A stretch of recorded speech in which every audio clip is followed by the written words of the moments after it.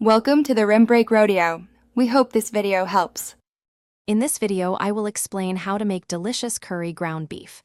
First, gather your ingredients. You'll need about 1 pound of ground beef, 2 tablespoons of curry powder, and 1 onion. Don't forget garlic, ginger, and a can of coconut milk for that rich, creamy texture. Having everything prepped makes cooking a breeze. Once your ingredients are ready, heat a large skillet over medium-high heat. Add your ground beef and cook until it's nicely browned, breaking it up as you go. Drain any excess fat to keep your dish light. Then, add your chopped onions and cook until they become translucent, followed by the garlic and ginger for about 1 minute until fragrant. Now it's time to build those amazing curry flavors. Sprinkle in 2 tablespoons of your favorite curry powder, stirring it well with the beef and aromatics. Let it cook for about 1 minute to toast the spices, enhancing their aroma.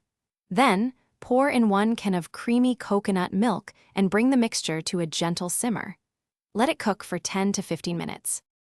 Finally, taste your curry and adjust the seasoning with salt and pepper as needed.